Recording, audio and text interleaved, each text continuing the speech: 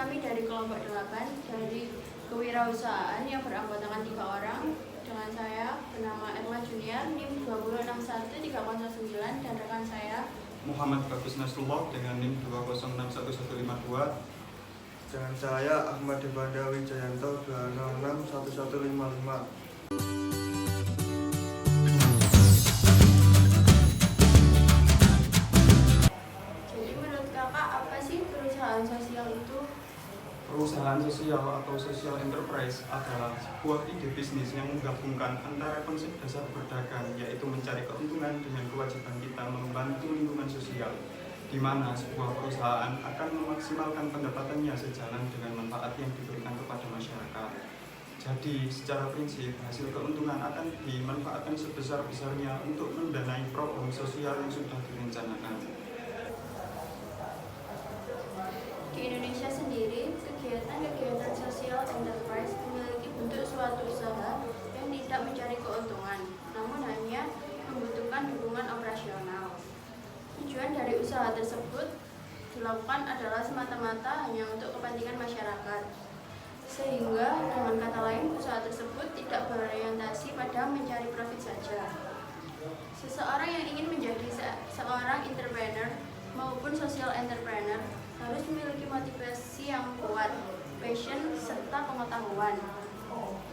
Pengetahuan yang dimaksud meliputi segala hal yang berkaitan dengan bisnis dan pasar.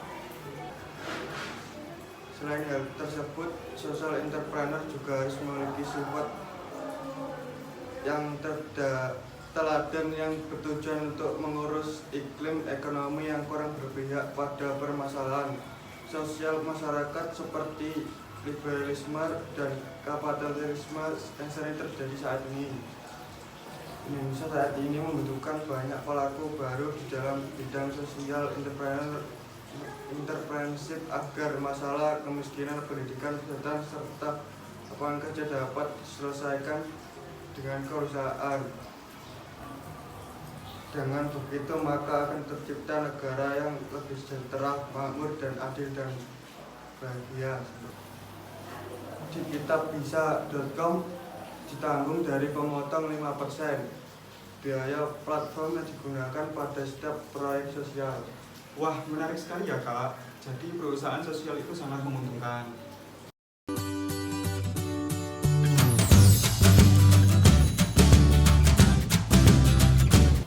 Apakah perusahaan sosial dapat melampaui ekonomi hasil?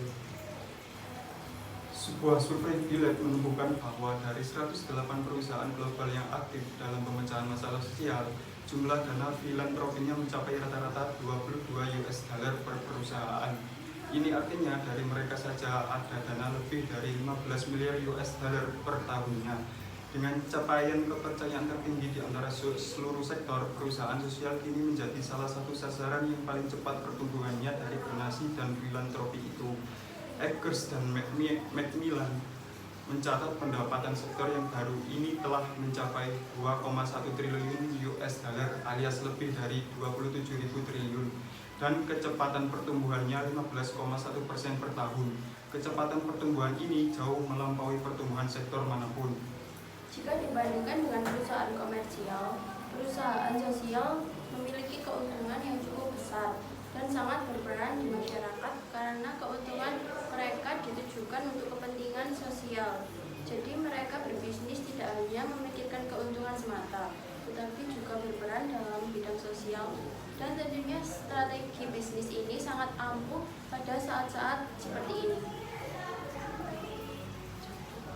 Jadi perusahaan sosial ini benar-benar melampaui hasil.